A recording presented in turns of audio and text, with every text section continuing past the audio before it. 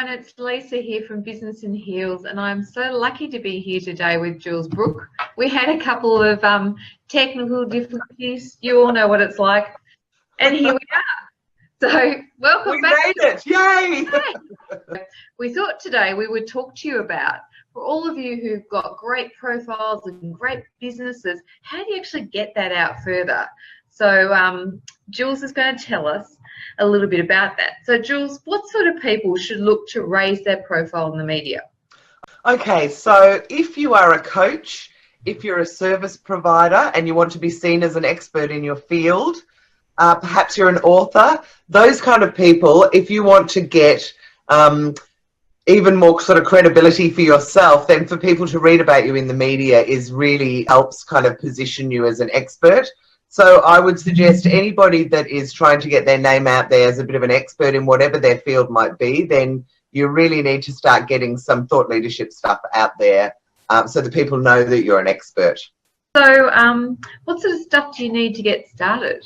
All right, so before you get started, you need to have a few bits and pieces together. The first one is you need a great photo of yourself, because if you're going to put yourself out in the media, then you need to be able to offer kind of an illustration, because if they're going to do a story and you've written it, then they want an article. They want photography to illustrate that. If you don't give them something, they're going to use stock photography. So why not get some great shots taken? What I would recommend, if possible, is that people try in some way to link their business in the photo. So, for instance, if it was you and Joe and you were doing articles about business in heels, might be fun to have, you know, some red heels in your hand. When I do them, I have a bunch of magazines normally in my arm or something like that. I've had a woman who runs a business called Finance for Women. And I got her to make up a whole lot of big core flute dollar signs and kind of hold them up in funny positions.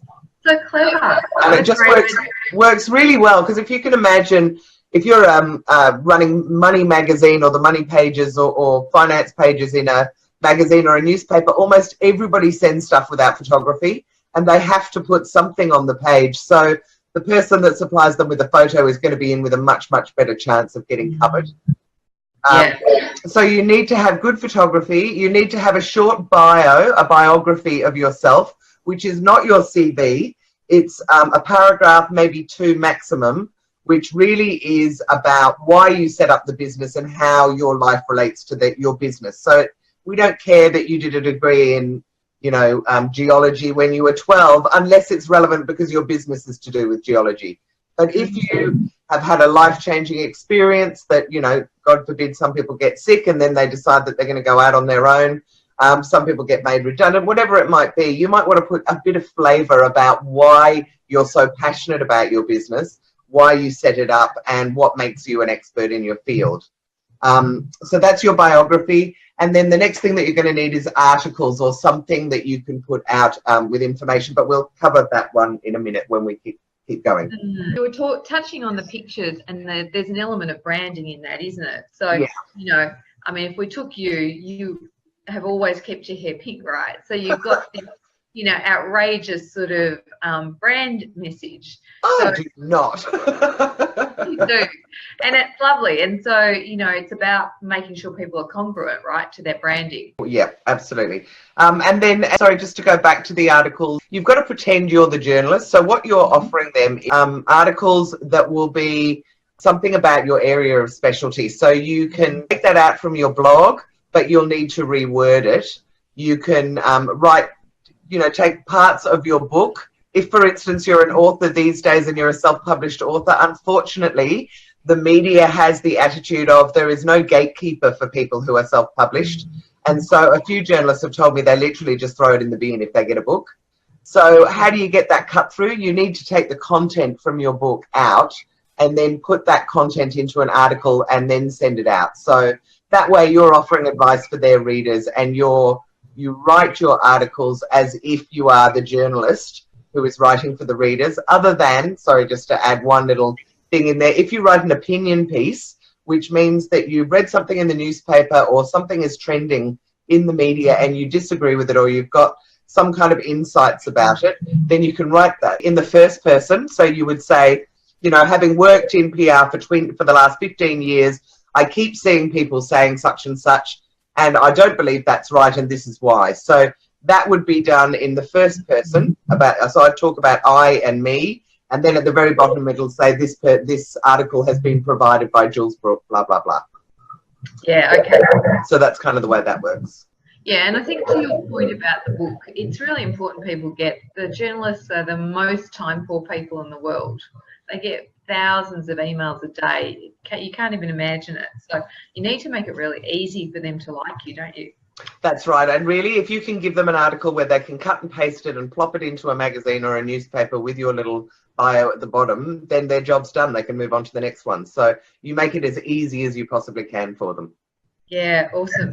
So how do you get on the radio or the TV? Okay, well, I guess I just feel that a lot of people who are in that thought leadership or profile building area probably have that as a bit of a goal, that they'd like to get interviewed on TV or radio.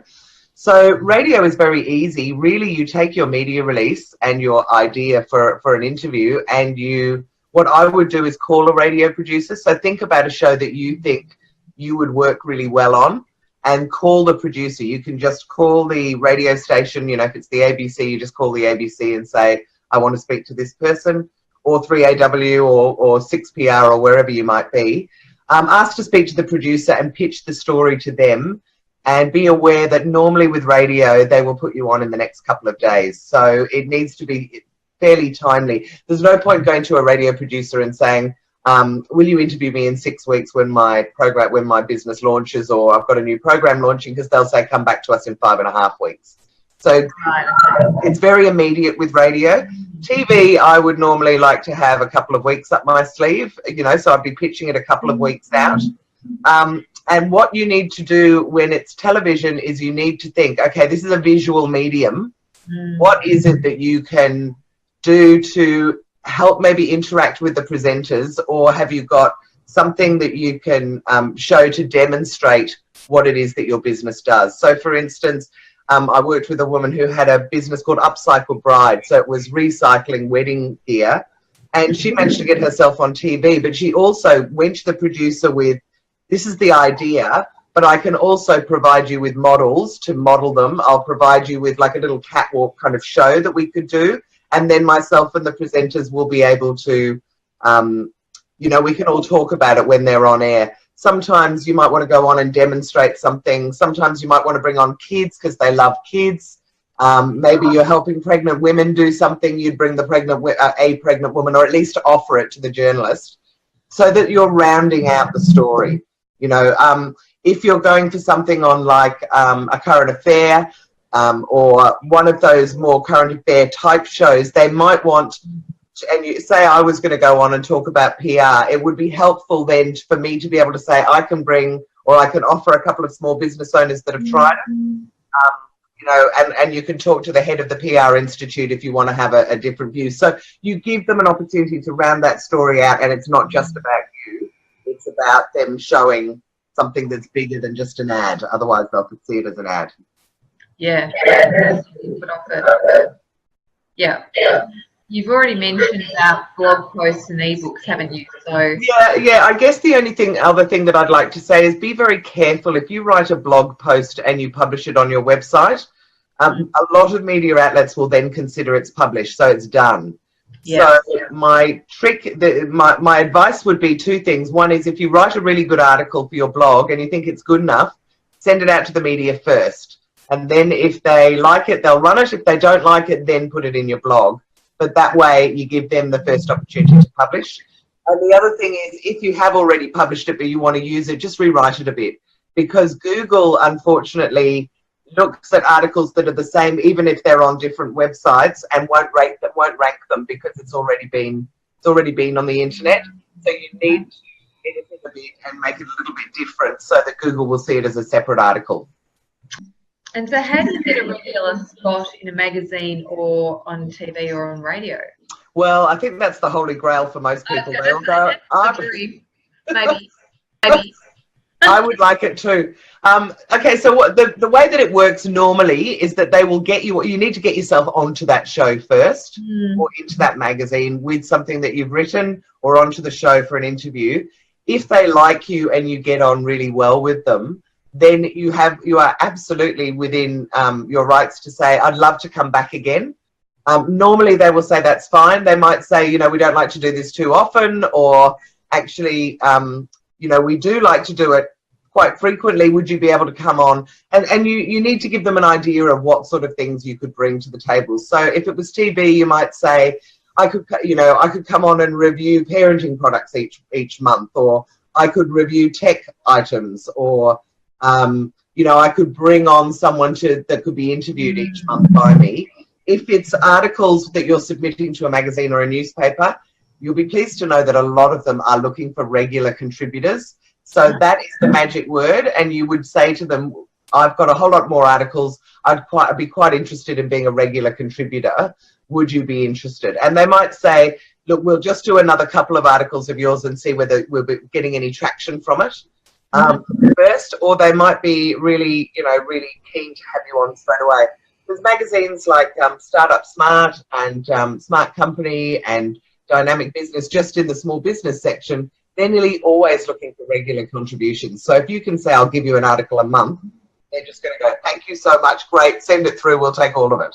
Members have actually started off doing their own radio shows. So they've gone to community radio and then sort of set up as the presenter, because community radio is desperately looking for presenters, and actually sort of built their profile up that way. So that's another great way to do it. So then if you were going to go to mainstream media, you can say, look, these are the kinds of numbers of followers that I've got. These are the kind of interviews that I do. These are the topics that I've done. Would you be interested?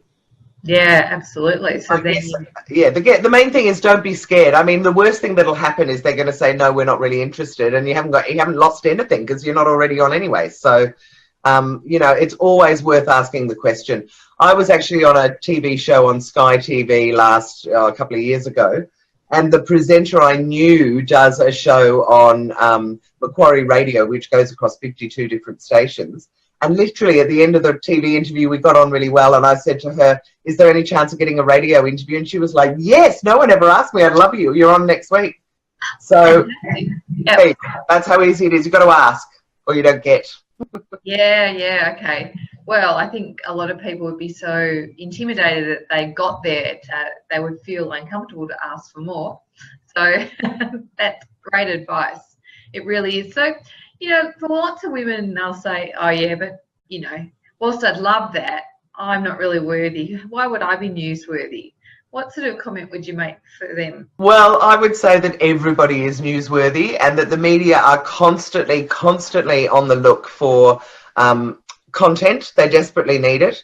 So, I mean, I've had a couple of people say, I couldn't possibly go on TV. You've got to be beautiful to go on TV. Well, to be a TV presenter, yes, you do. But or at least smart, but just to get on as an expert or as an interviewee, as long as you know your stuff, anyone can do it. And in fact, when I do my talks, I've got a couple of great examples of one guy that was on, I think it was Sunrise about a month ago, and his title, you'll love this, emoji translator. So that was his expertise. I mean, even I could be an emoji translator. So you know, they will see people as experts in their field, and it doesn't matter if it's very niche. We've had guys who own bedding shops that become sleep or bedding experts. We've had I could be a heel expert. Absolutely. Well, you could be a shoe/heel expert. You could be a women in business expert. You could be, you know, all sorts of things. Networking expert. You can and you can be all of those. You can just go and present those in different ways to different media. I love it. I love it. Emoji translator. It's the other one that I love to do was a show I was watching. My kids watch those awful shows sometimes that come out of America, and it was something from the southern states of America, and it was like some hot dog show or something where they were going around to various festivals and trying out hot dogs. And I swear this guy was being interviewed on TV, and it was said cheese grater expert.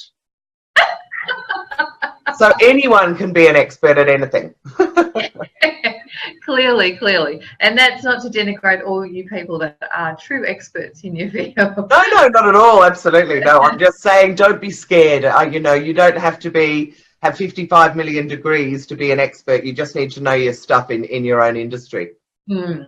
And I think the other thing too is if you do know your stuff in your own industry, it's not like the journalist is going to try and poke holes in your knowledge, because they're not going to be the expert. No. They want you to be seen as an expert, so they'll build you up. 99% of TV and radio interviews are not in any way tripping you up. We see the ones on A Current Affair and go, oh my God, I would hate it if that happened to me. But it just doesn't happen to hardly anyone. Really, when you're pitching a story, they want to get that information out of you and they want to get it to their readers. So they're more than happy for you to, you know, talk at length about the area that you're expert at, and they're not going to profess that they're an expert at it either. So, Jules, if I'm one of these, somebody looking to get that expertise and profile, how can I do that through your website? What's the way to... Okay, so I actually, my website is actually set up as a campaign management platform, and we've just changed the price from $79 a month down to just $397 a year. And for that, you can jump on the website. I've got a whole lot of information on each of the steps, but it basically steps you through. So you build your own media contact list, and I've got thousands of journalists across loads of different topics in there, and TV, radio, print, bloggers, you name it, they're all on there. Then you write your media release, but I've got a template there so that all you have to do is upload your logo here and your photo there and write your copy here. And then you choose the journalist to send it to, and you send it out from the platform. So it makes it very, very simple. There is some information on each of the steps that you can click on, and I also run various coaching options.